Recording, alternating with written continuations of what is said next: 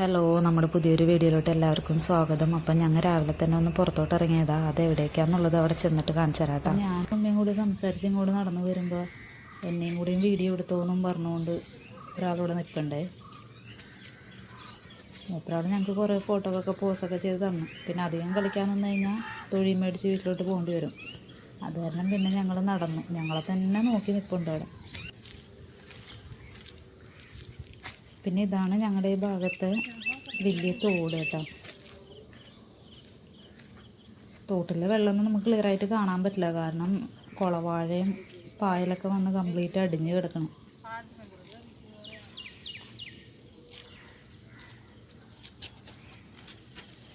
ഇപ്പുറത്തെ സൈഡാണെങ്കിൽ ഒട്ടും കാണാൻ പറ്റില്ല. നമുക്ക് ആ അറ്റത്തോട്ട് ആ കാണുന്ന ഷെഡില്ലേ, അങ്ങോട്ടാണ് നമുക്ക് പോകേണ്ടത് കേട്ടോ.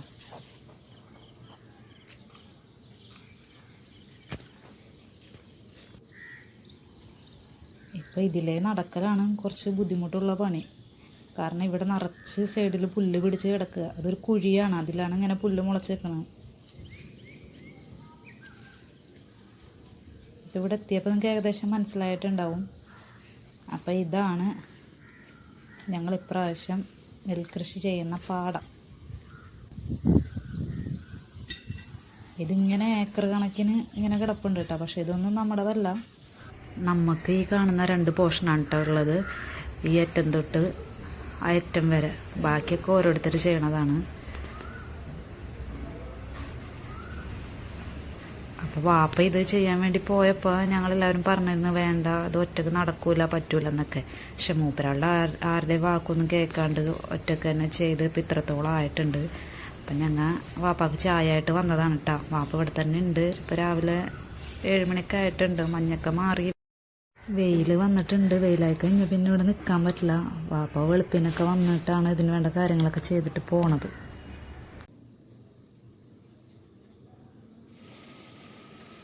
അപ്പോൾ ഈ കാണുന്നത് നമ്മളിപ്പോൾ കണ്ട പാടത്തും പിന്നെ അവിടെ ചെറിയ തോടുണ്ട്, അവിടെയൊക്കെ കെട്ടിക്കിടക്കുന്ന ഓവറായിട്ട് കെട്ടിക്കിടക്കുന്ന വെള്ളം ഇതുവഴി വലിയ തോട്ടിലോട്ട് അടിച്ച് കളയണതാണ് കേട്ടോ.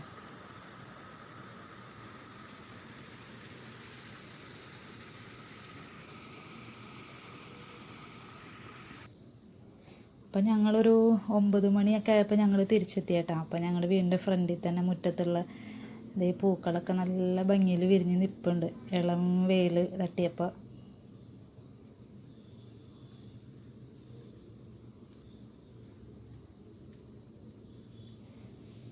പിന്നെ ഈ കാണുന്ന റോസാപ്പൂ ഇപ്പോഴൊക്കെ നല്ല ഭംഗിക്ക് നിൽക്കും. പക്ഷെ എന്താണെന്ന് അറിയാൻ പാടില്ല, കുറച്ച് കഴിയുമ്പോൾ അത് അങ്ങോട്ട് കൊഴിഞ്ഞ പോലെ ആയിപ്പോൾ.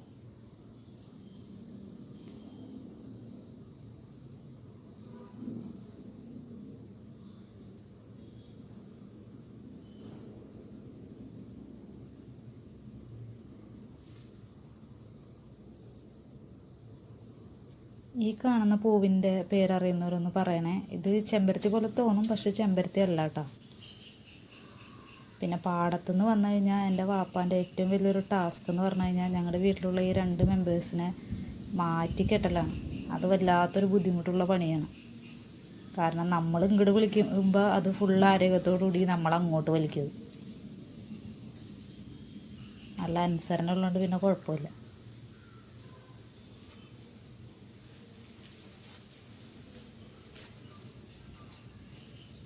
പിന്നെ ഒരാൾ പോയി കഴിഞ്ഞാൽ അടുത്ത ആൾ പിന്നാലെ വന്നോളൂ കേട്ടോ. സെപ്പറേറ്റ് വിളിക്കൊന്നും വേണ്ട, വഴികാട്ടിയിട്ട് ഒരാൾ ഫ്രണ്ടിൽ പോകണ്ടല്ലോ.